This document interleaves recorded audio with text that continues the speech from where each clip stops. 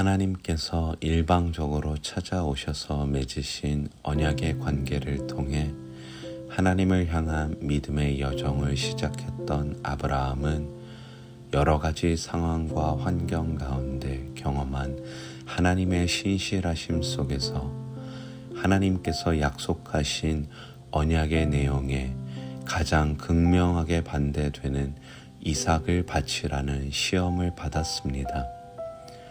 하지만 감정적으로, 이성적으로 생각하고 계산하고 따져보아도 이해할 수 없는 하나님의 명령과 시험임에도 불구하고 하나님이 능히 이삭을 죽은 자 가운데서 살리실 줄로 생각했던 아브라함의 믿음은 하나님의 말씀에 대해 철저한 순종으로 반응하게 했습니다.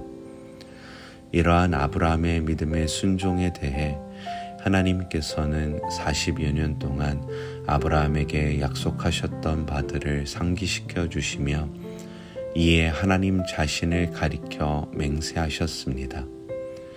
이후 하나님께서는 아브라함과의 약속을 지키시기 위해 아브라함의 형제 나홀을 통하여 이삭의 아내가 될 리브가의 출생을 기록하심으로 하나님의 맹세를 받았지만 언약의 성취를 다 이해할 수도 없고 예측할 수도 없는 아브라함을 위해 앞서서 준비하시며 일하시는 여호와 이레의 하나님이심을 나타내셨습니다.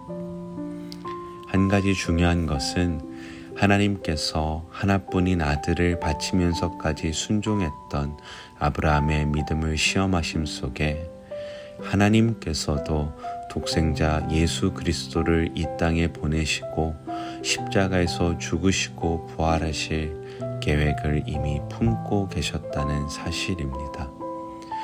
결국 하나님께서는 아브라함에게만 터무니없이 무리한 요구를 하신 것이 아니라 하나님의 맹세하신 대로의 약속을 이루시기 위하여 하나님의 신실하심을 자신의 아들을 십자가에 달려 돌아가게 하심으로 확증하여 보이셨습니다.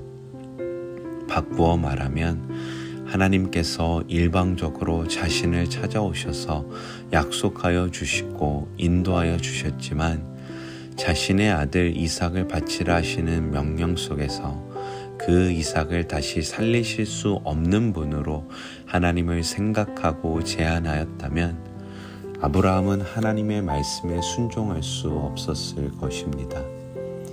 하지만 40여 년의 믿음의 여정을 통해 많은 일들을 겪은 아브라함의 믿음의 밑받침은 생명의 주관자가 되신 하나님께서 보여주신 하나님의 신실하심이었습니다. 크리스천의 삶에도 하나님께서 일방적으로 주도적으로 허락하여 주신 은혜 안에서 우리 개개인의 삶을 통하여 이루시길 원하셔서 허락하신 소명과 사명이 있습니다.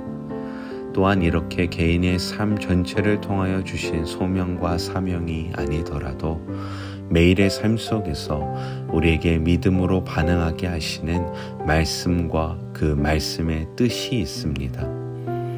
이처럼 우리에게 하나님의 은혜 안에서 주신 사명과 소명을 이루어가기 위해 순종하면은 또 매일의 삶에 주시는 하나님의 말씀에 순종하면은 하나님을 향한 온전한 믿음과 신뢰가 바탕이 되어야 합니다.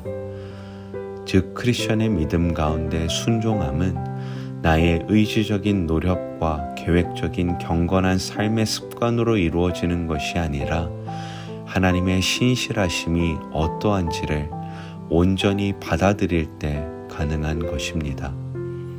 그러므로 우리가 믿음 가운데 하나님의 말씀을 순종하고자 한다면 우리는 먼저 하나님의 신실하심이 하나님의 사랑 가운데 가장 극명히 보여진 십자가를 생각해야 할 것입니다.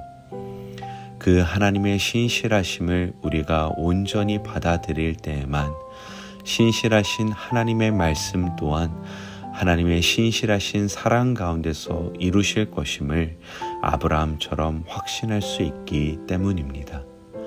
크리스천의 순종은 항상 하나님의 신실하심으로부터 시작되어집니다. 이 말씀을 바탕으로 함께 기도하는 시간을 갖도록 하시겠습니다.